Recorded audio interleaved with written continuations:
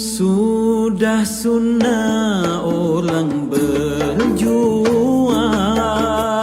mengembara dan berkelana. Miskin dan papa jadi tradisi, berenggang dengan anak dan istri. Sudah sunnah orang berjuang, mengembara dan berkelana. Miskin dan papa jadi tradisi, berenggang dengan anak dan istri. Biasanya para pejuang rumah mereka merata-rata, rezekinya tidak menentu. Tidur baringnya tak berwaktu, rezekinya tidak menentu.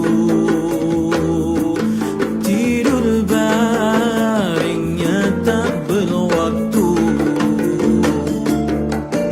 Orang lain membuat hal-hal, tapi dia membuangnya.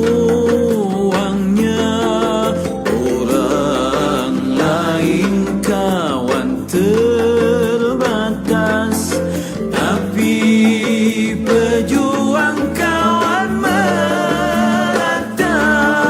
Orang lain musuhnya kurang, pejuang musuh tidak terbilang.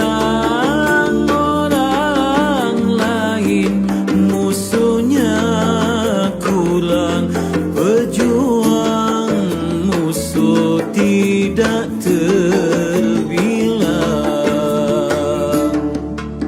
Sudah sunnah orang berjuang, mengembara dan berkelana.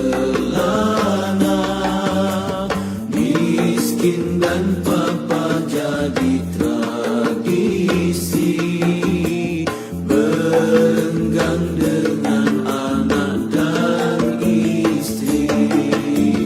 Tidak kurang yang sayang padanya, orang lain mati dilupa. Para pejuang tetap dikenang, sejarahnya ditulis orang. Makamnya sentiasa diziarahi, perjuangan tetap diingati. Sudah sunnah orang berjuang, mengembara dan berkelana. Miskin dan papa jadi tradisi, berenggang dengan anak dan istri. Sudah sunnah orang berjuang.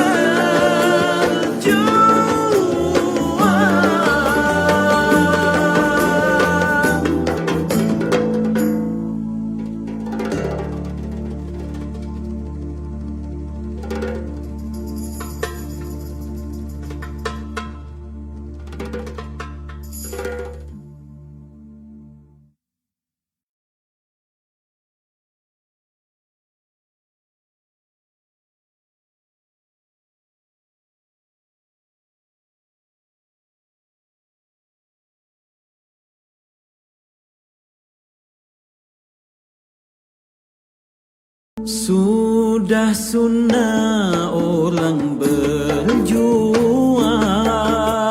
mengembara dan berkelana, miskin dan papa jadi tradisi, berenggang dengan anak dan istri. Sudah sunnah orang berjuang, mengembara dan berkelana, miskin dan papa jadi tradisi, berenggang dengan anak dan istri. Biasanya para pejuang rumah mereka merata-rata, rezekinya tidak menentu, tidur baringnya tak berwaktu, rezekinya tidak menentu, tidur baringnya tak berwaktu. Orang lain membuat harta, tapi dia membuangnya. Orang lain kawan terbatas, tapi pejuang kawan merata. Orang lain musuhnya kurang, pejuang musuh tidak terbilang. Orang lain musuhnya kurang, pejuang musuh tidak terbilang. Sudah sunnah orang berjuang, mengembara dan berkelana, miskin dan papa jadi tradisi, berenggang dengan anak dan istri. Tidak kurang yang sayang padanya, orang lain mati dilupa, para pejuang tetap dikenang, sejarahnya ditulis orang, makamnya sentiasa diziarahi, perjuangan tetap diingati. Sudah sunnah orang berjuang, mengembara dan berkelana, miskin dan papa jadi tradisi, berenggang dengan anak dan istri. Sudah sunnah orang berjuang.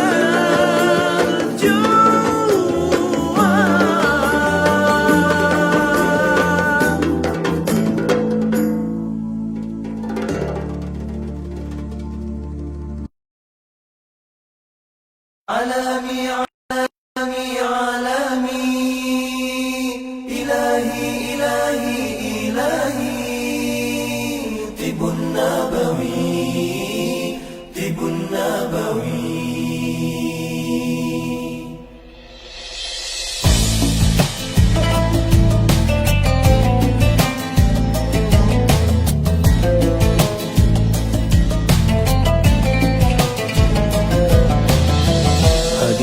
sebuah rasa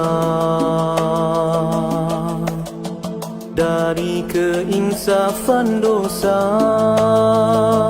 Langit pun terbuka, bintang bertaburan. Indahnya, indahnya tawakal. Ud'uni astajib lakum.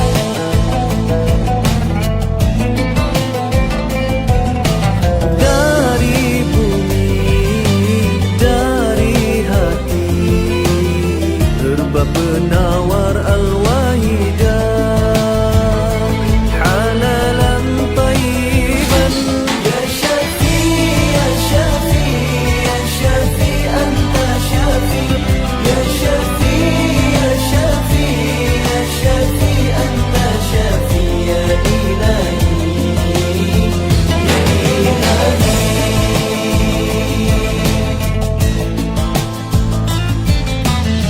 Beratlah doa di langit luas, penuh harapan hati yang ikhlas. Disinari cahaya Rabbani, syifa'un linnasi. Anta Syafi, ya Ilahi, Anta Syafi, halalan tayyiban.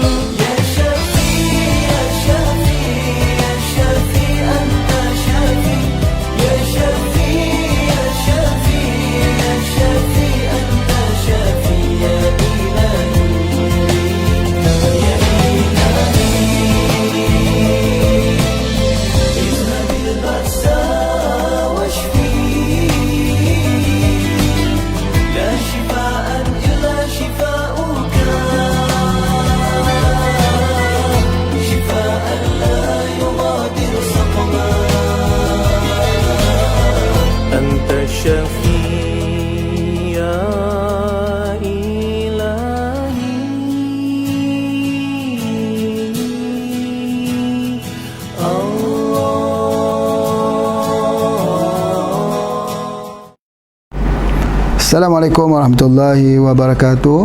Alhamdulillahirabbil alamin, wassalatu wassalamu ala asyrafil anbiya'i wal mursalin Sayyidina Muhammad wa ala alihi wa sahbihi ajma'in. Alhamdulillah, bersyukur pada Allah SWT di hari ini kita sekali lagi belajar tentang herba bersama dengan Pak Haji.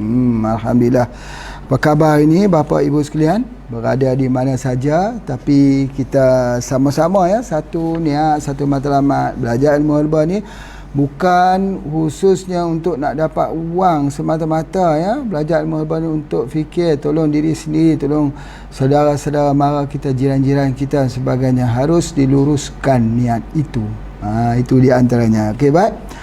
Hari ini ada 6 soalan ya, yang dikemukakan. Nanti akan Pak Haji bincang satu persatu persoalan-persoalan ini. Tetapi apapun ingat satu kunci dia, bahawa kesihatan kita bergantung apa yang ada dalam piring makanan kita. Itu yang paling penting. Bukan hanya lihat pada herba apa saya nak makan ni ya, saya nak makan ubat apa, tetapi saya nak makan makanan apa pada setiap hari. Itu yang kita kena ingat. Makanan itu mempengaruhi kesihatan kita. Banyak orang yang sembuh kencing manis itu bukan sebab ubat kencing manis, tapi dah tak makan waktu malam. Orang obesiti turun.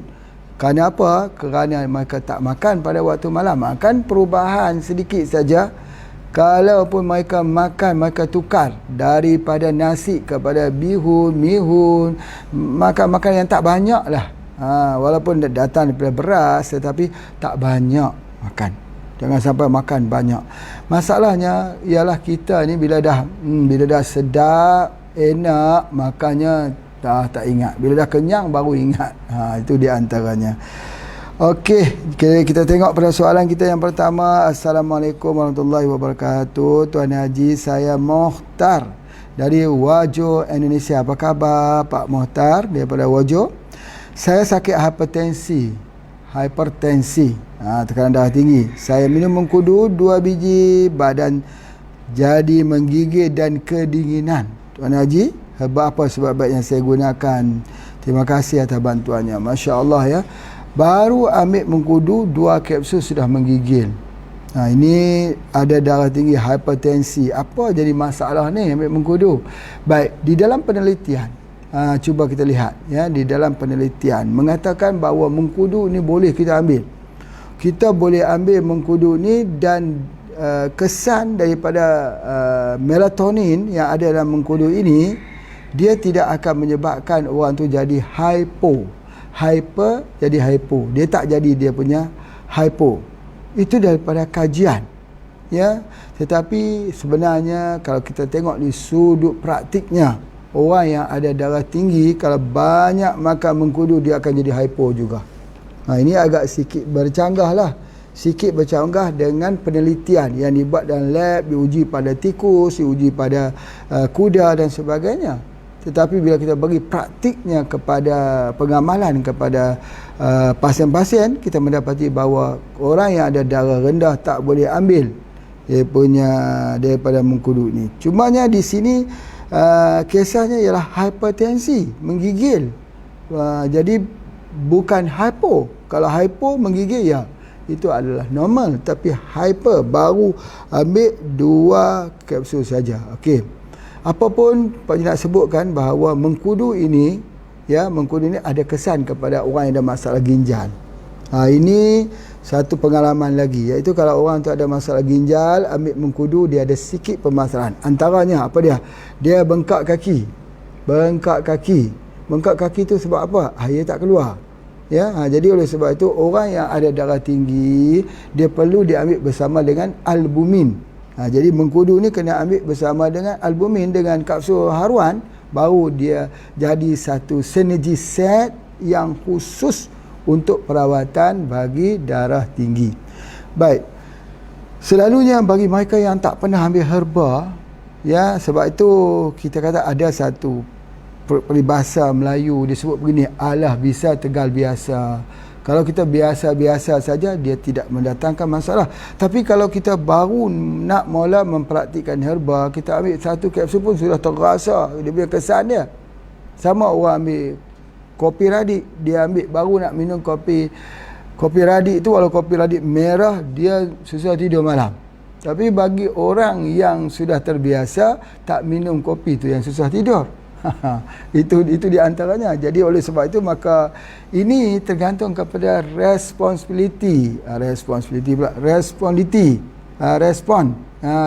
daripada tubuh badan itu sendiri berbeza-beza. Walau kalau dia ambil 2 kapsul sudah menggigil, artinya perlu ambil bersama dengan kapsul haruan kerana sudah ada damage, ada kerosakan pada ginjalnya. Bukan rosak ya, tetapi dia sudah ada kelemahan. Itu silap. Pak Haji sebut rosak tu bukan, dia kelemahan. Lemah dengan rosak berbeza. Kalau rosak tu kadang-kadang dah tak boleh guna, rosak tu dah kena buat hemodialisis. Ini lemah ni, kalau buah pinggang tu lemah, kadang-kadang dia bunyi berdesing kat telinga, bunyi macam rama-rama duduk di dalam telinga kita. Bunyi rama-rama duduk dalam telinga ni ada macam-macam. Pertama boleh jadi bunyi berdesing, bunyi rama-rama, itu semua daripada ginjal. 2 telinga mewakili daripada 2 ginjal. Tetapi ada juga bunyi rama-rama ini bukan, tetapi kerana mukusa yang ada di dalam paranasal, yang ada resedung dan sebagainya. Sebab itu kalau di Indonesia ada gurah. Gurah itu bukan membuang ingus, bukan, tetapi membuang apa? Membuang lendir. Lendir-lendir yang ada dalam ruang-ruang paranasal ini atau sebagainya. Jadi oleh sebab itu maka kita juga di Malaysia juga ada namanya wap resedung. Jadi kita buat dalam bentuk sachet teh, lalu kita panaskan, kita didihkan dalam kurang lebih dalam 1 hingga 2 liter air, didihkan sampai dia wap, kita tutup muka kita itu, lalu kita hidu, ya, kita hirup nak wap tersebut. Jadi dia akan meluruhkan nanti kita kena tunduk begitu. Bila dia tunduk tu dia keluar daripada hidung kita ni lendir macam orang gurah, cuma gurah itu sakit, perih. Tapi ini tidak perih, tapi dia keluar. Nanti selesa lah tubuh badannya itu. Mukanya itu khususnya dia akan jadi selesa. Itu di antaranya yang nak sebutkan bahawa apabila berlaku menggigil begini, maka dia kena ambil bersama dengan haruan, kapsul haruan dan sebagainya. Itu ada di antara. Begitu juga kalau kita ambil herba-herba lain. Misalnya kita ambil satu herba. Herba ni dia ada tahap dingin, satu tahap dingin, dua kesejukan, satu kesejukan, dua. Kalau kesejukan yang sejuk betul-betul, misal sebagai contoh ialah herba pendingin yang dibuat daripada seaweed. Seaweed daripada rumpai laut, itu dingin sekali. Kalau waktu malam, kalau orang lain tak boleh tidur kerana panas, tidak ada AC, tak ada aircon, tak ada kipas, kita makan itu, kita menggigil, dingin. Jadi kalau kita makan itu, kita pasti kena guna selimut. Itu ada di antaranya. Begitu juga kalau kita guna daripada apa dipanggil sebagai pokok belalai gajah. Ya, pokok belalai gajah itu kalau kita rebus, dinginnya ya Allah masuk sampai ke tulang. Dingin dia. Jadi oleh sebab itu, maka kalau berlaku begitu, kalau kita tak ada daripada kapsul haruan, boleh digantikan dengan jahe ataupun halia yang dimasukkan di dalam tempat rebusan tersebut. Atau boleh minum air halia selepas itu. Air halia itu dia menghangatkan tubuh. Ya, dia menghangat, bukan hot, ya, bukan panas, tapi dia jadi warm. Untuk tubuh badan kita ini bereaksi dengan herba tersebut, tidak mendatangkan sebarang kesan. Itu di antaranya. Baik. Okey, terima kasih Pak Haji Harap, Mohtar, ya, Pak Mohtar daripada Wojo, boleh faham ya. Jadi boleh ambil bengkudu, boleh tambahkan sedikit dengan jahe ataupun dengan haruan, itu saja. Baik, soalan yang kedua daripada siapa ni Pak Haji tengok, tak diberitahu namanya. Jadi Tuan Haji, ada member saya bertanya, ibu berusia 39 tahun. 39 tahun, masih muda, belum 40. Setelah nifas tidak pernah haid selama 2 tahun. Apa penyebabnya dan bagaimana mengatasinya? Ini harus dipahami betul-betul. Selepas bersalin, kemudian ada darah nifas, berhenti darah nifas itu, dia tak datang darah haid. Itu adalah pertolongan. Itulah hikmahnya menyusu. Dalam Islam itu menyusu 2 tahun menyusu, supaya dalam masa penyusuan tersebut tidak hamil lagi. Ya, jadi Allah preserve selama 2 tahun. Memang betul. Bila dia menyusu, insya-Allah supaya nanti anak yang disusu itu sempat besar. Ya, bila anak itu sempat besar, jadi 2 tahun jarak di antara anak pertama dengan anak yang kedua. Baik, ada juga orang yang menyusu tapi hamil juga, itu ada. Tetapi kalau dia tak datang dia punya darah haidnya sampai 2 tahun, itu kebiasaan, tidak mempunyai permasalahan. Jangan risau. Ya, jadi Allah nak suruh kita bagi susu kepada anak itu, ya, supaya dalam masa tersebut dia dapat pemulihan tubuh badannya itu, masya-Allah. Dan sesuai dengan usia kita hampir 40 tahun. Itu adalah antaranya. Jadi bila jadi begini, kadang-kadang ibu-ibu rasa takut. Ibu-ibu rasa takut. Dia kata, kenapa ni tak datang darah bulan ni dah 2 tahun. Padahal itu adalah pertolongan Allah untuk menjarakkan kelahiran keluarga berencana terencana dalam suratan dan takdir Allah yang sangat indah. Masya Allah. Jadi ibu-ibu, apa yang Pak Haji nak sebut dekat sini, bahawa ada orang bertanya, apa cara keluarga berencana secara Islam? Antaranya menyusu anak. Menyusukan anak itu boleh memperpanjangkan sikit, orang kata, waktu kelahirannya sebagainya. Tapi ya, apapun mengikut kehendak Allah Subhanahu Wa Taala. Jadi anak itu adalah merupakan salah satu daripada permata hati kita. Ya, jadi insya-Allah jangan pernah kita rasa ini anak perempuan, ini anak lelaki. Ya, jangan pernah rasa begitu. Segala apa yang Allah berikan, laki-laki ke perempuan, yang penting insya-Allah anak itu dididik menjadi anak yang soleh, solehah. Jadi ada dalam kasus-kasus begini kecemasan, takut, bimbang itu, dengar balik apa yang Pak Haji sebut. Ketika kita sedang menangis, mungkin Allah sedang menolong kita. Ketika kita sedang ketawa, mungkin kain kapan kita sedang dijahit orang. Itu adalah di antaranya. Jadi tak datang 2 tahun, itu tidak jadi masalah. Tidak jadi masalah. Itu yang pertama. Yang kedua, tak datang itu mungkin sebab kurang darah, anemia. Ini pun boleh jadi juga, anemia. Orang yang ada anemia bukan saja 2 tahun, 5 tahun pun tak datang ada. 9 tahun pun tak datang ada. Anemia ni kurang darah. Bila darah tak ada, Pak Haji dah sebut dah dulu ni, kalau darah tak ada, nak keluar darah haid macam mana? Darah haid itu darah ada, tubuh badan tak ada darah, macam mana nak keluar? Subhanallah. Itulah dia pentingnya ada darah dalam tubuh badan kita. Macam mana kita nak tahu orang tu kurang darah ataupun kurang darah lah? Macam mana kita nak tahu? Kita tengok ni bawah ni, tengok tarik gutu, nampak dia macam pucat saja. Tengok bibir ni pun dah tahu. Tengok lidah pun lagi tahu, lidah tu warna pink. Itu menunjukkan bahawa dia memang anemia, kurang darah. Jadi kalau dia tak datang kerana kurang darah, maka kita kena ambil herba yang boleh meningkatkan darah. Apa dia tu? Pertama, spirulina.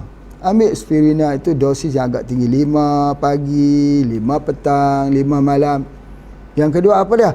Yang kedua minum madu tualang. Ambil waktu malam 1 senduk, 1 sudu besar. Waktu pagi 1 sudu besar. Minum. Kemudian apa? Buah kurma, pati kurma kita boleh ambil. Kemudian susu kambing jangan lupa. Ini kesemua adalah untuk membuat supaya kita ada tidak jadi anemia. Baik, ada satu hal yang Pak Haji nak beritahu. Orang yang anemia ni selalu dalam pemerhatian Pak Haji, dia sakit lutut. Sama juga seperti orang yang ada penyakit darah tinggi. Darah tinggi pun sakit lutut juga. Ya. Tetapi jadi sakit lutut ni bukan maknanya sakit lutut, tapi tak kuat lutut untuk dia berdiri. Ini adalah anemia kerana kurang darah. Jadi bila dia kurang darah macam ni, maka haidnya pun tak pernah datang. Tapi bila dia sudah mula mengambil makanan-makanan, boleh ambil moringa, daun kelor, ya, boleh ambil daripada haruan. Jadi inilah yang Pak Haji nak sebutkan bahawa kadang-kadang kita ni orang kata seperti hidup segan, mati tak mau. Betulkah bahasa Pak Haji ni? Kadang-kadang lepas bersalin tu dia jadi macam kecewa sikit. Dia jadi macam nak frust sikit. Bukan, dia jadi galau. Galau ni hidupnya depression sikit. Bila dia sampai kepada depression, ada 2 jenis orang. Satu depression dia makan banyak-banyak, jadi dia gemuk. Satu lagi dia tak mau makan, dia jadi kurus. Bila dia tak mau makan itu, maka tak datanglah periodnya. Dia jadi malas makan. Tengok makan termenung tengok makanan. Dia tengok, ya Allah, makanan kegemarannya dulu dia sudah hilang. Jadi apalagi bila dia banyak pantang-pantangan. Baik, memang betul kita makan obat kena ada pantang, memang betul. Tetapi ada waktunya kita jangan pantang.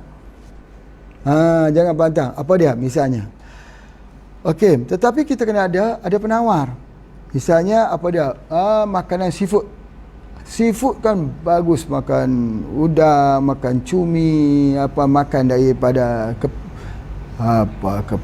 kepiting, ketam sebagainya.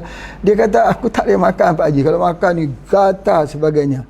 Sampai bila tak boleh makan? Sampai bila-bila? Tak betul. Tak betul. Aku tak boleh makan daging kambing. Kalau makan, darah tinggi. Sampai bila-bila? Sampai bila-bila. Tak boleh. Jadi ini mesti ditentang. Menentang kesan alergik pada tubuh badan. Macam mana tentang? Kalau kita makan dia keluar histamin. Dia gatal habis muka, ambil antirat. Antirat. Tak payah bancur lah. Kalau bancur lagi bagus. Dalam air lah. Kalau kita aduk dalam air lagi bagus. Ambil satu kapsul, minum. Dengan otomatisnya hilang gatal-gatal di muka. Hilang. Besok, minggu depan, makan lagi. Datang lagi. Makan lagi. Antirat. Hilang. Sampai dia sudah tidak memberi kesan apa lagi pada tubuh badan kita. Itu adalah yang tahu. Cuma ingat Pak Haji pesan, jangan sama sekali makan makanan laut ni bersama dengan air jeruk, air limau, vitamin C, fresh orange. Jangan makan. Kalau makan itu bahaya. Ya, sekarang dalam kuliah kita semalam Pak Haji dah terang macam mana vitamin C itu boleh jadi positif, boleh jadi negatif. Itu yang kita mesti ingat. Jadi kalaulah soalan yang kedua ini yang Pak Haji faham, dia tak datang haid sudah 2 tahun, itu kemungkinannya. Kemungkinan kerana kurang darah. Itu kemungkinan yang kedua. Jadi Pak Haji tak tahulah sebab soalan ni kita tak boleh nak rujuk balik seperti mana apa ya, tetapi itu sebagai asasnya. Baik, terima kasih kepada yang bertanya ini. Okey, Pak Haji rasa makin hari kita sudah makin mantap. Pak Haji difahamkan hari ini sudah hari kuliah yang ke-100. Hari 100 hari. Hari 100 hari ni dah belajar ni kuliah 100. Ui, lamanya. 1 bulan 30. 3 bulan 10 hari. Allah. 3 bulan 10 hari sudah menuntut ilmu secara online. Secara online, zaman moden. Ya, orang dulu dia belajar, berjumpa tok guru, pergi mendatangi tok guru. Kita tak payah, kita mendatangi secara online saja. Sudah 100 hari. Masya Allah. Tapi terima kasih Pak Haji ucapkan kerana masih tak jemu-jemu. 300 ni istiqamah lah. Setiap hari Pak Haji tengok 300. Dulu kita ada sampai 400, 500, sampai 600. Tetapi hari ni, Alhamdulillah ya, yang betul-betul yang ikut kuliah pada ketika kita siarkan ini. Tapi yang tengok selepas tu, Alhamdulillah, sudah sampai 15,000 dan sebagainya. Tetapi Alhamdulillah, itu syukurlah. Istiqamah betul nak belajar tu. Baik, cumanya kita teruskan pembelajaran kita ini, jangan pernah rasa jemu. Itu di antaranya. Baik, soalan yang ketiga daripada 6 soalan, iaitu daripada Isandriani binti Amiruddin, Kerinci, Jambi, Indonesia. Oh ya, orang Jambi ya. Apa khabar ibu pada hari ini? Soalannya, anak saya usia 2 tahun. 2 tahun hernia. Ni bukan orang lelaki ya, perempuan yang hernia. Herba yang diberikan HTA dan gamat sudah berlaku 6 bulan tapi masih belum sembuh. Okey, bagaimana solusi perawatan ni? Herba apa yang bagus diberikan? Terima kasih. Okey, baik, alhamdulillah. Bagi anak-anak ini, bila dia hernia, kita kena tengok, kena gunakan frontliner. Orang yang akan pergi dulu, herba apa yang akan pergi dulu kalau hernia. Hernia ni dia pecah ya. Jadi oleh sebab itu maka kita nak pergi dulu untuk nak tutup kawasan yang pecah, yang luka tersebut itu, kita berikan dia dengan kita bagikan dengan haruan. Boleh tak kita gunakan gamat? Boleh. Cuma seperti mana yang Pak Haji sebut, kadang-kadang gamat itu orang guna dia jadi alergik gatal. Jadi kita lebih kepada penggunaan haruan. Haruan itu kerana dia memiliki albumi yang paling tinggi. Yang mana lebih tinggi, gamat dengan haruan, dan lebih cepat untuk menutup luka? Ya sudah tentulah haruan. Jadi itu adalah di antaranya. Jadi oleh sebab itu kita bagi haruan dulu. Kemudian selepas kita bagi itu apa? Untuk nak tutup luka itu supaya hernia itu tidak berlaku, beri spirulina. Spirulina ni sebenarnya dia ubat luka. Kalau kita tengok kadang-kadang kita lihat kaki anak-anak tu berkudis, nanah. Kita dah cuba macam-macam, antirat dah dicuba, tak mau sembuh juga. Bagi yang kedua tak mau sembuh juga, SJ2 tak mau sembuh, bagi spirulina. Bagi spirulina. Bila kita bagi spirulina, dia kering langsung. Cepat dia kering. Subhanallah. Kenapa? Kerana spirulina itu dia mengandungi omega 3. Omega 3, dan omega 3 dalam spirulina ini dia bersama dengan satu bahan namanya klorofil. Yang ini yang Pak Ji nak cerita ni. Pasal klorofil ni.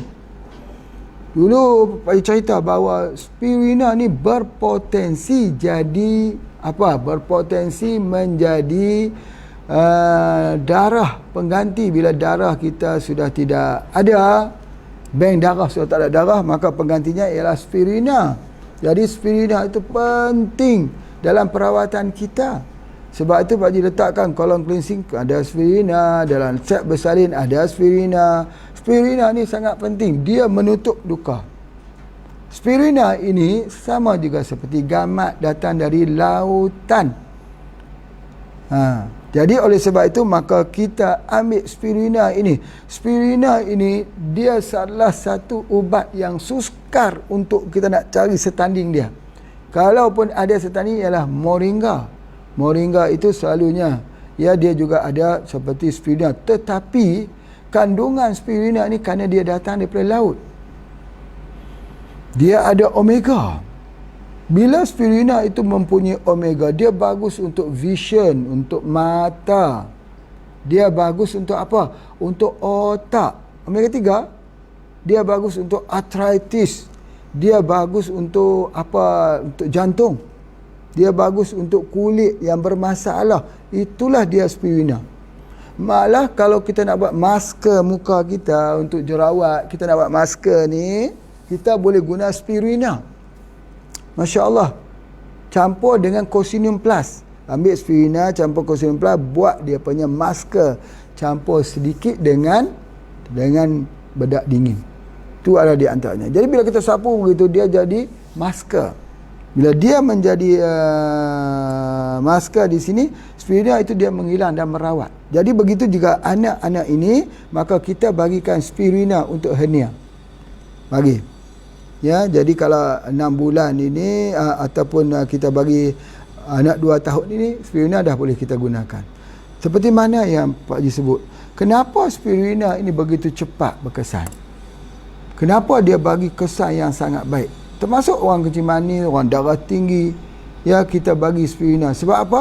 Sebab dia tak ada dinding selulus. Kita tahu ni, okey, ini cuba kita anggap ini satu herba, ya, serbuk bubuk herba. Lepas tu di kelilingnya itu ada dinding selulus, ada yang melindungi dia gitu. Jadi ketika kita makan, macam mana dia nak serap? Sebab dia dilindungi, dia melindung begitu. Jadi spirulina tu dia tidak ada pelindung ni, dia boleh serap terus macam tu. Dia wujud dia begitu, dia tak ada dinding selulus, jadi dia cepat bereaksi. Jadi oleh sebab itu di dalam kita menerapi orang sakit apa pun kita menerapi orang, jangan lupa spirulina. Jangan lupa spirulina. Ya? Okey. Cerita tentang klorofil. Klorofil itu ialah hijau ya. Kita tengok warna hijau tu. Baik. Hijau ni dia asas kehidupan. Warna yang Pak Ji sebut sebagai warna asas kehidupan. Kita tengok herba, daun dia warna hijau. Sayur-sayuran hijau. Buah-buahan sewaktu muda hijau. Jadi apa juga kita tengok sumber, warna hijau ini bukan sebarang warna. Allah Ta'ala buat warna hijau ini melebihi daripada warna-warna yang lain. Kita observe atau tidak, kita perhati atau tidak, itu soalan kita. Tapi kalau kita perhatikan, warna yang mendominasi pada alam ini ialah hijau. Kalau langit, warna yang mendominasinya ialah biru. Tetapi kalau di bumi, warnanya yang mendominasinya ialah hijau. Hijau itu namanya klorofil.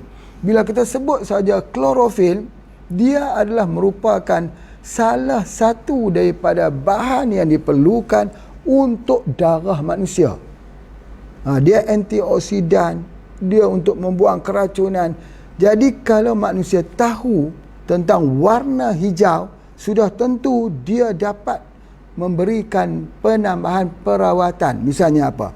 Misalnya sebagai satu contoh ya, orang yang ada kaku sendi, kaku-kaku sendi ni. Jadi kita biasa ambil apa dah? Apple hijau, seleri hijau. Ambil setiap hari percampuran antara apple hijau dengan seleri hijau ini, kita minum pada setiap hari. Dia untuk tubuh badan kita. Dia adalah enzim. Ya, jadi oleh sebab tu kalau kita tak masuk sumber hijau, kita masuk daripada sumber yang terproses. Makanan terproses, makanan awet, makanan ada pewarna, makanan ada perasa. Kita buang hijau, kita sudah hilang keimbangan. Sakit. Kenapa sakit? Apa sebab kita sakit? Sakit sebab kuman. Bukan semua penyakit ada kuman. Darah tinggi ada kuman? Tak. Rheumatoid arthritis ada kuman? Tak. Asid urik, gout ada, asam urat ada kuman? Tidak. Kencing manis ada kuman? Tak ada. Kenapa jadi sakit? Kita sakit bukan semestinya ada kuman, bukan semestinya ada virus. Kita sakit kerana kita buang satu warna dalam tubuh badan kita. Warna hijau. Tubuh badan kita ini, dia panggil color, warna. Ini orang belajar hari ni dia panggil aura. Boleh test tengok. Pergi test tengok aura, tengok dekat skrin tu dia keluar warna kuning, warna hijau, warna merah dan sebagainya. Tetapi warna mendominasi di tubuh badan kita ini ialah warna hijau. Warna hijau itu muncul dalam bentuk makanan kita, dalam bentuk minuman kita, dalam bentuk-bentuk yang lain. Kebanyakan orang sakit sebab warna hijau sudah hilang dalam tubuh badan. Berartinya dia kurang makan sesuatu yang berwarna hijau. Warna kuning boleh juga, tetapi warna hijau. Jadi oleh sebab itu maka klorofil ini diperlukan. Kalau kita sudah tak makan, apa yang mesti kita buat? Ambil spirina. Minimum kita sudah ada sumber hijau dalam tubuh badan kita. Kalau kita tak ambil itu, maka kita bersiap sedia untuk namanya sakit. Lihat ya, definisi dia berbeza. Sakit, demam. Jika demam apa? Demam ialah peperangan di antara sel-sel darah putih dan sel-sel penakluk, ataupun kita kata bakteria, virus, patogen penakluk. Bila virus atau bakteria ini cuba menakluk tubuh badan itu, maka terjadi satu peperangan di antara bakteria, virus ini dan patogen ini bersama dengan apa yang kita sebutkan sebagai sel-sel darah putih. Maka berlaku peperangan ini menyebabkan panas. Panas itu namanya demam. Baik, itu definisi demam. Berlakunya peperangan sel darah putih dan juga penakluk-penakluk luar. Bagaimana yang nama sakit? Sakit ialah kerana tidak ada masukan yang berwarna hijau. Kita berhenti sebentar, kita sambung lagi. Terima kasih.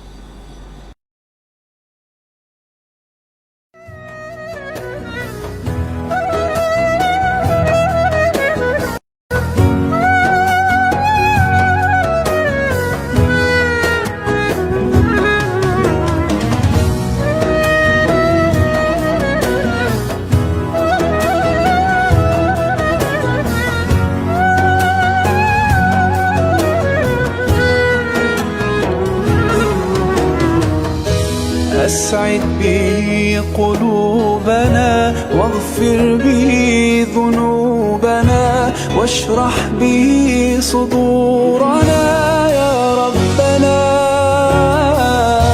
أذهب به أحزاننا فرج به همومنا واجعله شاهدا لنا يا ربنا القرآن والفرقان إليه تنصت الأكوان وفيه تعطر الآذان والقرآن ضياء يملأ الآفاق ونور يبعث الأشواق وفيه محاسن الأخلاق هو القرآن.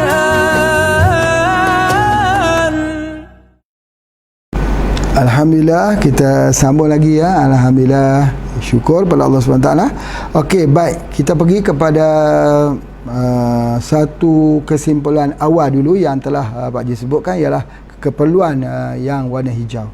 Apa yang terjadi kalau tak ada warna hijau? Maka terjadi kanser. Apa terjadi bila tak ambil yang warna hijau? Kencing manis. Apa yang terjadi kalau tak ambil warna hijau? DM.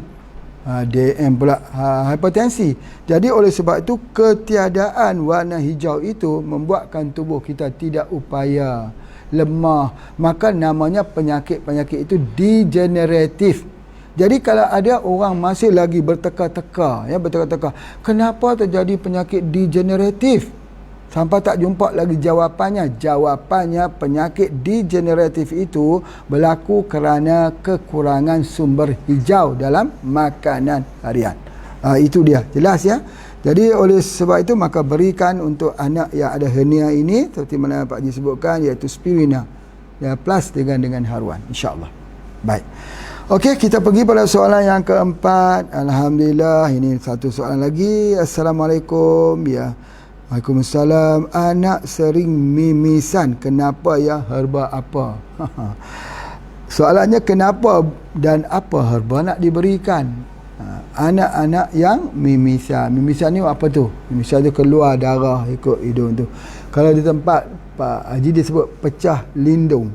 Pecah lindung. Lindung ni maksudnya dipecah keluar darah ikut hidung sebagainya. Masya Allah. Baik.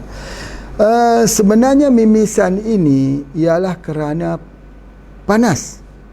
Tetapi ada satu hal yang Pak Haji nak sebut kepada kita semua, bahawa setiap saat tubuh badan kita ini mengalami pecah pembuluh darah. Di jantung, di otak. Tetapi pecah salur darah kapilari yang halus. Kemudian sistem badan itu menghapuskannya. Ya, tetapi kalau ini dia berlaku mimisan ni keluar ikut hidung, agak sikit banyaklah juga. Jadi ini sebab apa? Sebab panas saja. Ada dua sebab. Pertama, penyakit kita ni ada dua sebab. Yang pertama panas, yang kedua dingin. Jadi ini kategori mimisan ini ialah kategori yang sedang panas. Macam mana cara kita nak gunakan untuk menghilangkan mimisan ini? Ialah kita gunakan pucuk tebu. Pucuk tebu. Kita ambil pucuk tebu tu, kita rebus. Ambil ruas lah, ruas 1, 2, 3 pada atas tu dengan pucuk dia sikit, potong dan rebus, insya-Allah ya. Pada masa tersebut kita minum, dia akan berhenti. Cumanya apa? Soalannya kenapa dan bagaimana kita nak rawat untuk seterusnya. Baik. Anak-anak mimisan ini ada satu hal, cuba perhatikan, ada makanan yang alergik untuknya dia makan. Salah satu ayam. Ayam ini, Pak Haji nak sebut ya, bahawa ada anak-anak yang boleh makan ayam tidak ada timbul reaksi alergik. Ada. Kuat sistem imunitinya. Tetapi ada yang gatal. Ada. Ada yang mimisan. Mimisan. Ayam. Jadi oleh sebab itu maka dia kena henti.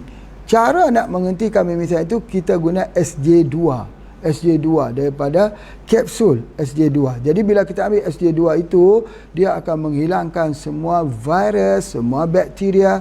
Kalau tak ada SJ2, kita boleh guna anti-rat supaya dia tak berlaku lagi mimisan. Itu adalah antaranya. Jadi makanan itu menyebabkan pecah pembuluh darah. Ya, mungkin tak serius, ya, tidak serius, tetapi apapun ia menakutkan bila darah keluar yang begitu banyak itu ya. Mungkin tak sampai di kawasan otak atas bahagian untuk penglihatan, untuk ingatan sebagainya. Tetapi kita kena hentikan sebab kepanasan di otak itu yang menyebabkan begitu. Orang tua dulu, ya, nenek-nenek kita, sesepuh-sesepuh kita dulu, dia gunakan daun sirih saja. Daun sirih dia letakkan di dalam hidung ini untuk hidu. Atau itu, tapi kita kena awas. Sebab apa? Pak Haji tak setuju juga kalau gunakan sirih, takut hidu masuk ke dalam pula, satu bab juga. Sirih itu boleh dikompres di kepala. Ramah dikompreskan di dekat kepala, atau diletakkan ramah diletakkan airnya itu seperti jaram ya, menjaram di bahagian kepala. Itu yang pertama. Yang kedua, boleh guna juga pokok gardenia, iaitu pokok kaca, bukan kaca piring, bukan. Pokok gardenia ni pokok bunga Cina. Pokok bunga Cina ataupun pokok apa piring. Dah lupa dah Indonesia, bahasa Indonesia ni apa ya. Okey, baik. Itulah pokok gardenia. Type gardenia tu nampak.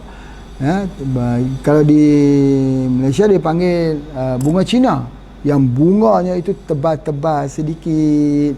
dia jadi agak tebal lah. Pak Haji pun tak faham sebab apa nama-nama ni selalu sebut Cina. Bunga Cina, kembang Cina, kemudian Cina maki, banyak sebut Cina. Jadi kalaulah orang Cina duk klaim, kita marah. Tapi kita guna nama Cina. Tengok ya, ketika sedang politik, ni politik sikit ya, politik dunia sedang memperkatakan Laut Cina Selatan. Cina kata ini adalah milik kami. Sebab apa? Nama laut pun Laut Cina Selatan. Kenapa kita namakan Laut Cina Selatan? Kenapa tidak nama Laut Jawa Selatan? Laut Indonesia Selatan? Laut Malaysia Selatan? Laut apalah? Laut Nusantara Selatan kah? Kenapa nak dinamakan Laut Cina Selatan? Bila sebut Laut Cina Selatan, orang Cina klaim ini milik kami. Tengok nama laut dalam peta sudah tertulis nama Cina Selatan. Pokok pun macam itulah. Pokok pun macam-macam. Pokok bunga Cina, kembang Cina, maki Cina, Cina maki. Tu.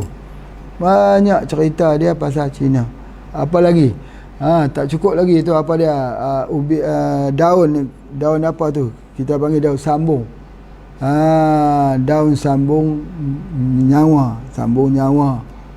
Ya, kita ada sambung nyawa Cina. Ini lagi Cina. Ya, bukan soal bangsa ya, bangsa Cina ke, bangsa Jawa ke, bangsa Melayu ke, bangsa apa, bukan soal itu. Tidak. Nabi SAW melarang kita bercakap soal begitu. Soalnya apabila kita melihat bahawa ya sesuatu bangsa itu tidak membawa kepada Islam, itu yang bahayanya. Dia bawa kepada asabiah. Asabiah itu apa? Ya, apa juga menegakkan kezaliman kerana sesuatu bangsa, bukan kerana agama. Orang Islam ini innamal mu'minuna ikhwah. Orang Islam itu adalah bersaudara. Namanya siapa? Bugis kah? Jawa kah? Orang Banjarmasin kah? Orang Kalimantan kah? Orang Malaysia kah? Orang Thailand kah? Orang di Filipina, Moro kah? Orang di Aceh kah? Semuanya atas nama innamal mu'minuna ikhwah. Orang Islam itu adalah bersaudara. Menangis Indonesia, menangislah di seluruh umat Islam, di seluruh dunia. Begitu pahamannya yang Nabi ajar begitu. Itu di antaranya. Ni ke mana pula Pak Haji ni cerita pasal tu pula? Ni nak pergi ke politik pula. Pak Haji ni bukan orang politik herba saja. Politik herba ni boleh dengar tu jelah. Ya, tu di antaranya. Baik. Okey, cerita pasal anak pembicaraan tadi panas. Jadi apa yang kita nak ambil supaya jangan pecah. Pecah omega 3 lah. Ambil omega 3. Apa dia? Selain daripada kita kompres dengan bunga Cina, bunga Cina. Kemudian kita gunakan juga daripada sesuatu yang mendinginkan, pucuk daripada pucuk jambu, ambil omega 3, itu boleh digunakan. Omega 3 itu ada dalam mana? Ada dalam spirulina juga, ya, dalam spirulina sebagainya. Masya-Allah. Boleh tak saya ambil spirulina? Boleh. Berhenti tak memisah? Insya-Allah dengan izin Allah jua. Ini di antaranya. Masya-Allah ya. Baik, kita pergi pada soalan yang kelima ya. Soalan yang kelima ya, kita ada masa lagi. Alhamdulillah. Saya ada keluhan peningkatan fungsi hati yang tinggi melebihi batas maksimum. Hatinya berfungsi tinggi. Maksudnya dia ada work hard. Work hard. Betulkah hard work ke work hard ni? Hard work kot ya. Overwork. Bukan overwork, kerja dia lebih. Hati kerja lebih. Sebab apa hati dia punya kerja lebih? Sebab apa? Mesti ada sebab. Sebab ini menunjukkan bahawa berlaku satu kemasukan dalam tubuh badan itu yang menyebabkan kerja hati itu bertambah. Overwork. Dan akhirnya hati itu akan jadi lemah dan akan jadi tak kuat.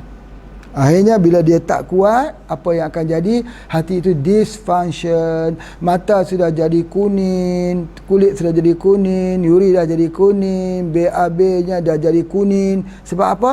overwork.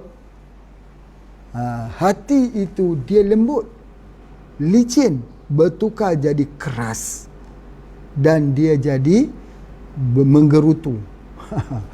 Pernah kita tengok buah durian tak? Buah durian. Ada buah durian yang lembut. Kita pegang-pegang lembut. Hati macam tu, lembut seperti isi durian. Tapi ada buah durian yang keras. Ada itu durian keras. Hati jadi keras macam tu. Itu yang orang sebut hati itu lebih keras daripada batu. Macam mana? Hard rock kah? Hard rock bukan. Itu hard rock cerita lain pula. Itu cerita dia punya hard rock tu, dia punya nak tunjuk hatiku keras lebih daripada batu, tidak akan terkesan dengan apa juga rintangan di hadapan, sekalipun penasaran aku menantinya. Tak boleh begitu. Hati keras ni dia bukan itu. Hati keras tu dia tak mau terima hidayah. Fi qulubihim maradun fazadahumullahu marada. Dalam hati mereka ada penyakit. Lalu Allah tambah lagi penyakit. Jadi hatinya keras. Keras, tak mau terima hidayah, tak mau terima kebenaran. Jadi bukanlah ini ceritanya fungsi hati tu meningkat sebab racun dalam badan tu masuk. Orang tu tak faham. Dia fungsi hati ni, tengok ya, kalau hati ni dia jadi busung, perut kita jadi busung ni kerah, kita tekan kerah, macam sengkak lah bahasa kita, nak tidur tak boleh, tidur kena gitu, tak boleh tidur, tak boleh, sengkak, sakit ni, dia tikam sebelah kiri, tikam sebelah kanan. Nanti orang kata ini macam santet Pak Haji. Bukan. Ini bukan santet. Santet tu lain pula cerita dia. Bukan. Ini dia sakit belah kiri, sakit belah kanan. Ni kembung perutnya itu. Itu masalah liver. Jadi bila dia masalah liver ini, kalau dia makan lagi jadi. Ambil susu lagi jadi. Ambil daging lagi jadi. Ambil herba lagi jadi. Kena tahu betul-betul tentang bagaimana merawat dia punya masalah hati ini. Dengar ini, apa dia punya herba yang kita nak kita kena gunakan. Yang pertama ya, dia kena gunakan herba yang bersifat lembut, emollient dia panggil, lembut. Apa dia herba yang lembut itu? Yang biasa Pak Haji gunakan. Tengok, hati ini bila dia sampai kepada tahap dia jadi cirrhosis, tu kanser hati. Hepatitis itu radang. Jadi kita tengok dia duduk di stadium mana. Kalau dia duduk di stadium baru peringkat peradangan hepatitis, tengok apa yang Pak Haji bagi ialah omega 3, spirulina, teh herba. Pak Haji ulangi sekali lagi omega 3, spirulina dan teh herba. Ini untuk hepatitis. Orang yang ada masalah hepatitis ini, masalah virus. Hepatitis apa? Ada hepatitis B, ada hepatitis C, hepatitis A, B, C, D, E, G tak tahu lah. Ada hepatitis G. Allahuakbar. Ya, itu di antaranya. Baik. Jadi hepatitis ini, kalau kita kata kena hepatitis, maka kita kena menggunakan SJ2 untuk virus.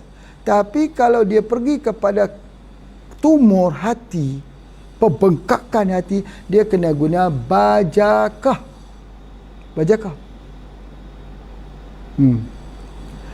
Baik, saya tidak pasti katanya apakah ini tumor. Cumanya peningkatan fungsi hati. Mungkin tak sampai jadi tumor lagi lah Pak Haji, tak sampai lagi jadi penyakitnya. Okey, apa yang kita nak gunakan? Ingat dua perkara. Yang pertama ialah VCO, virgin coconut oil. Keduanya ialah mengambil kapsul daripada haruan. Dua-dua tu. Bila kita ambil VCO, orang yang ada masalah liver, bila ambil VCO, dia rasa nak muntah, dia rasa nak mual. Sebab apa? Sebab itu ubat dia. Jadi tak boleh ambil banyak sekali. Kalau ambil banyak sekali, dia tangkap kepala ni. Sakit kepala, dia kata, Pak Haji, aku rasa macam mual sehari. Ambil pasal ambil satu tutup ni dia ambil. Oh tak boleh gitu. Dia kena ambil satu sendok teh. Kekerapannya 5 kali. Kekerapannya ikut waktu solat tu.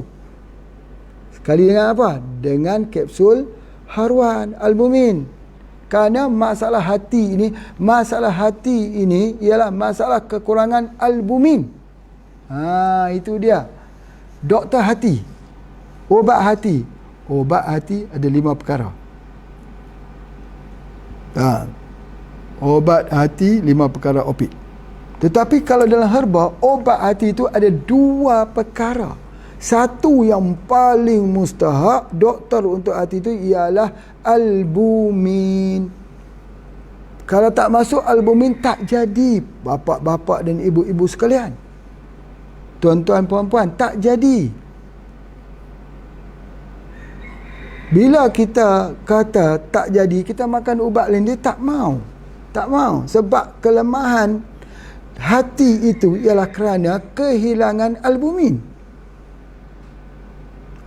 Dia punya persyaratan. Persyaratan ini ada persyaratan mutlak, ada persyaratan yang tak mutlak. Persyaratan mutlak ni maksudnya by who, by crook. Itu bahasa Inggeris tu. Buat apa saja, by hook, by crook. Kena guna. Dia punya persyaratan mutlak. Apa dia? Kena guna kapsul haruan.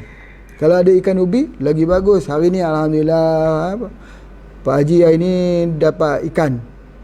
Ya, ikan ubi dan juga sebagainya. Alhamdulillah, syukur. Ya. Ikan ubi ni masya-Allah, kalau mereka yang ada masalah ginjal, ada masalah hati, ada masalah kanser, ada masalah kencing manis, ada 8 kumpulan ini, dia by hook, by crook, dia kena guna daripada ikan haruan. Kalau tak guna tu, tak jadi, Pak.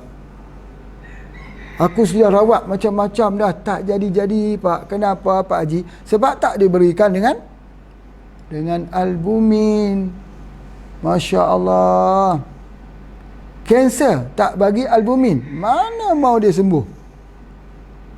Nak bawa masuk bagaimana bahan aktifnya ke dalam perawatan sel-sel kanser?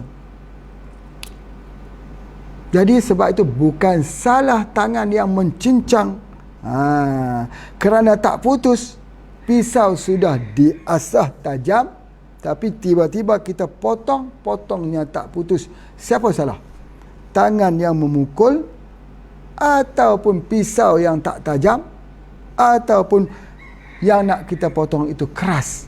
Salahnya di mana kalau potongnya tidak putus?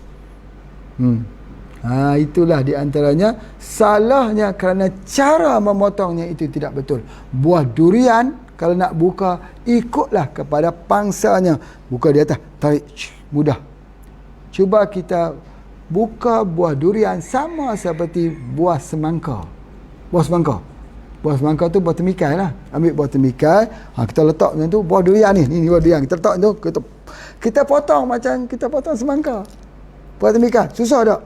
Bukan takat susah, luka durinya, luka jarinya kerana durinya. Itu adalah di antaranya.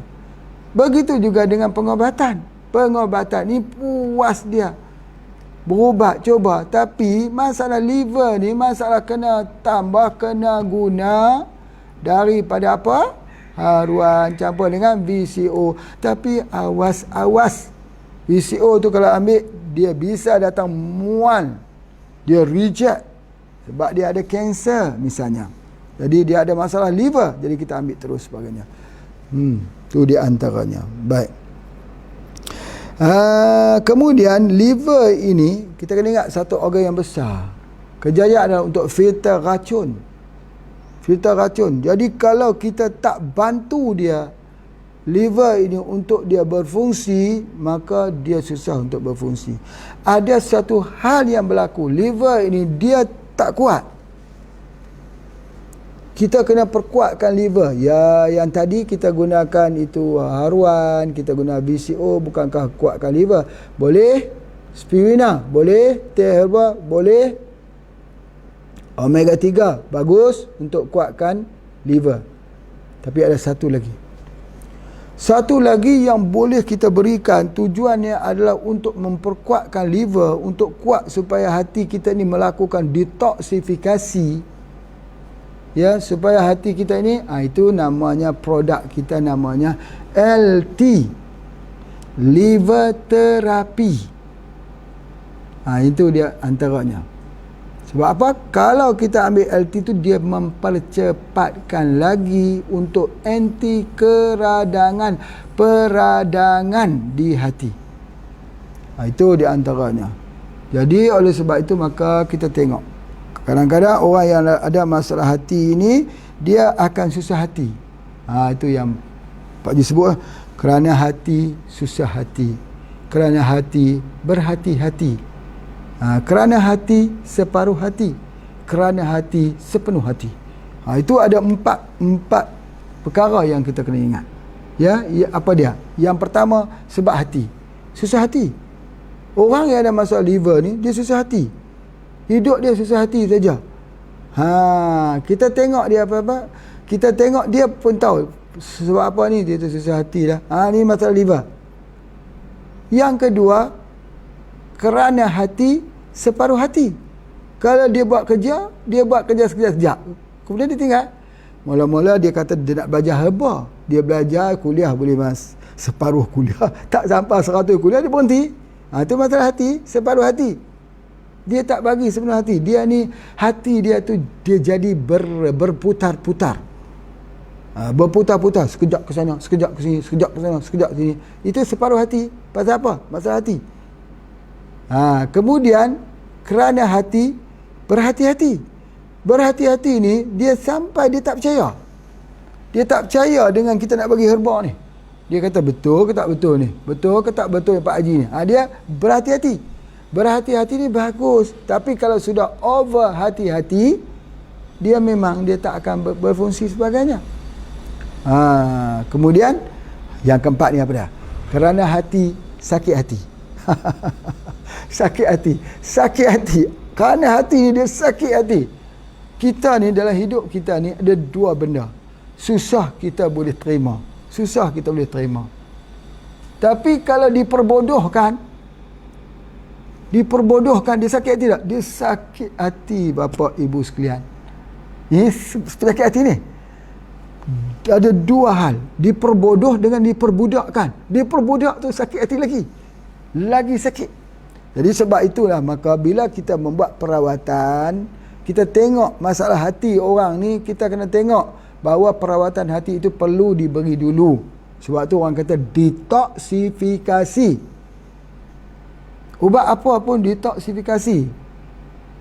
Kalau tak percaya boleh tanya Pak Nadis, Bu Eko, Ibu Nurjannah. Mereka kalau bagi ubat, bagi detox dulu. Dia bagi set detox dulu. Aspirina, betul? 7 angin, betul? Dia bagi apa lagi? Teh herba. Dia bagi macam tu. 7 angin. Pelawas, minta maaf, pelawas. Dia bagi 3 tu. Pasal apa? Dia kata kita detox dulu. Itu dia. Jadi memang betul. Itu agenda yang pertama di dalam pengobatan. Detoxkan dia dulu. 3 herba tadi. Jadi 3 herba ni kita panggil herba detox ataupun colon cleansing. Jadi sembelit itu menyebabkan juga. Okey, yang kedua, boleh menghilangkan sembelit ni. Tengok ni. Ini ada satu herba namanya water booster. Ada 2 tahap ekstrim yang berlaku kepada diri seseorang yang perlu kepada water booster. Apa dia? Ekstrim yang pertama, dia susah buang air besar. Kadang-kadang sebulan, 15 hari. Kalau sebulan tak tahu nak kata. Kalau 15 hari pun teruk. Seminggu pun teruk. Jadi ini tahap ekstrim. Bila tahap ekstrim, maka dia ambil ubat dia. Ni dia. Tak boleh buka pula ni. Seal. Okey, ni ambil satu ni, tuang ni, minum terus.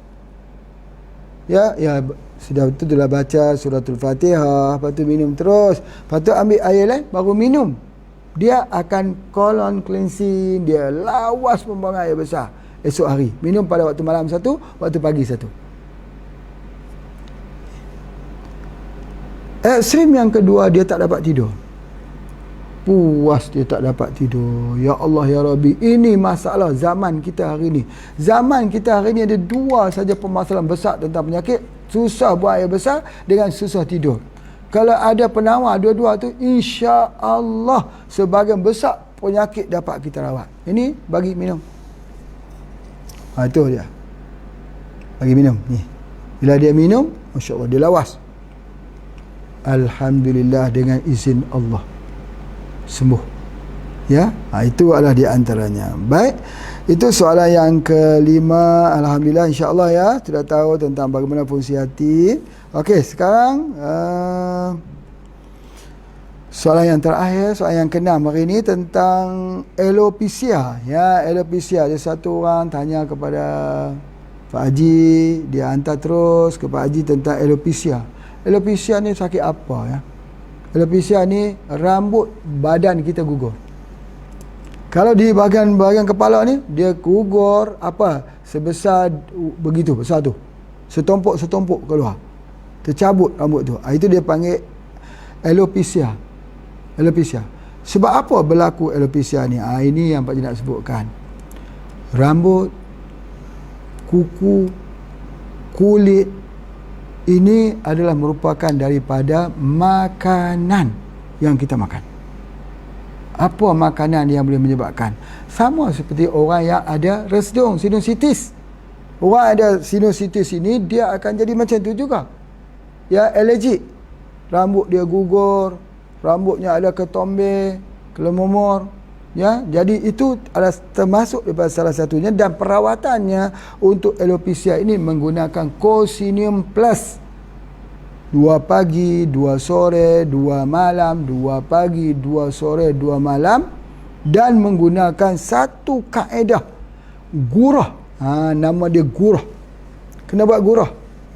Kalau dia tak buat gurah, dia tak mau sembuh dia tu. Macam mana nak buat gurahnya? Ada herba yang Pak Haji buat sini, namanya wak resdung. Itu gurah. Wak resdung dalam kurungannya gurah. Jadi bila kita buat gurah ni, kita wak ke muka kita, keluar ingus-ingusnya keluar, bukan ingus, lendirnya keluar. Jadi kita ambil satu bungkus, satu sachet, kita didihkan sampai dia keluar wak. Sampai dia keluar wak, kita ambil kain tutup, kita hidu. Biar muka kita kena sini dalam keadaan tunduk. Yang keadaan tunduk tu, jangan baring macam tu. Kita buatkan muka, tak boleh, dia kena tunduk macam tu. Bila kita tunduk macam tu, nanti keluar habis ni. Yang nafas berbau, yang tak berbau makanan, yang jadi alergi, yang jadi rompong kat hidung ini, jadi kanker hidung, keluar habis. Itu namanya gurah. Jadi bila ada gurah ini, nafas kita, oksigen kita tak cukup. Sebab dia ada balram, lendir. Jadi orang tu dia kena buang lendir tu. Bila dia buang itu, keluar daripada kepala kita, dalam otak ni, flame radang, keluar habis, keluar gitu. Nafas kita plong. Bahasa ni saya kata plong. Nafas kita ni open pula, terbuka nafasnya. Masya Allah. Jadi pada ketika itu baru kita mula, baru kita rasa, begini rupanya namanya pernafasan. Masya Allah. Itulah yang dipanggil gurah. Gurah ni ada di Indonesia banyak. Pergilah buat gurah di mana-mana pun. Cumanya gurah tu sakit. Yang Pak Haji buat ini inovasi gurah.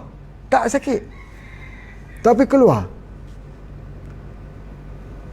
Dulu Pak Haji ingat teman Pak Haji, ya, dia buat gurah juga. Pak Ustaz Yayat. Kalau Ustaz Yayat boleh tengok sini, Masya Allah, dia buat gurah juga. Ya, Pak Haji tengok saja dia buat gurah tu. Dia ada masuk cabai Melaka, pokok lada. Memang lada masuk ke hidung sakit. Masya Allah. Dia masuk minyak zaitun, minyak batu soda. Betul. Masya Allah. Tidaklah Pak Haji tidak menafikan itu. Tapi kan perih. Hidung kita kena masukkan begitu. Ya, tapi kalau kita buat begitu, dia keluar. Jadi sebab itu dia buang mukusah itu sebagainya. Jadi daripada bahagian tekak kita ni sampai ke atas kepala dikeluarkan. Subhanallah. Situ salah satu daripada kaedah pengobatan, iaitu gurah.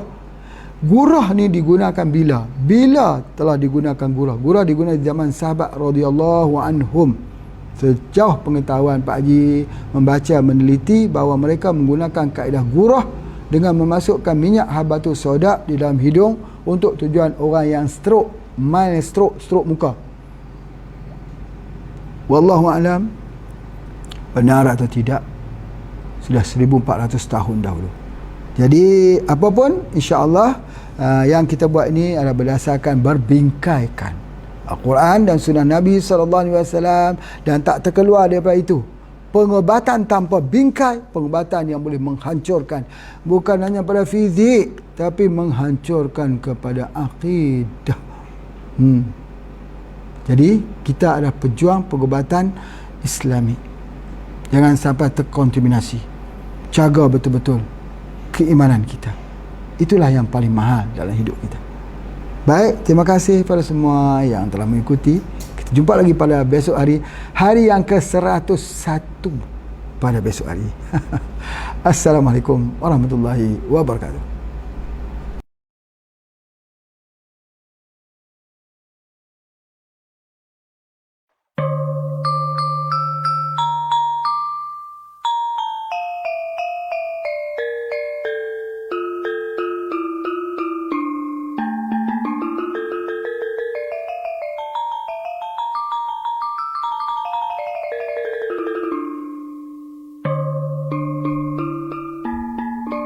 Pandangan mata selalu menipu, pandangan akal selalu tersalah. Pandangan nafsu selalu melulu, pandangan hati itu yang hakiki. Kalau hati itu bersih,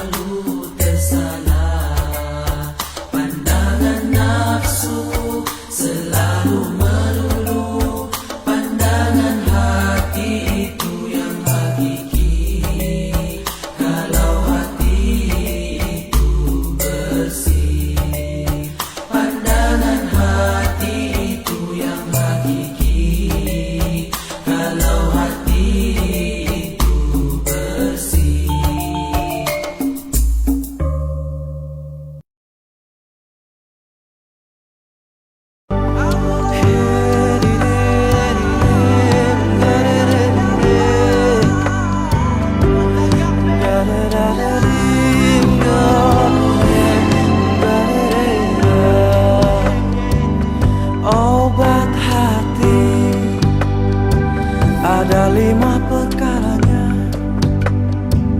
Yang pertama, baca Quran dan maknanya. Yang kedua, sholat malam dirikanlah. Yang ketiga, berkumpullah dengan orang soleh. Yang keempat, berbanyaklah berpuasa. Yang kelima, zikir malam perpanjanglah. Salah satunya, siapa bisa menjalani? Moga-moga Gusti Allah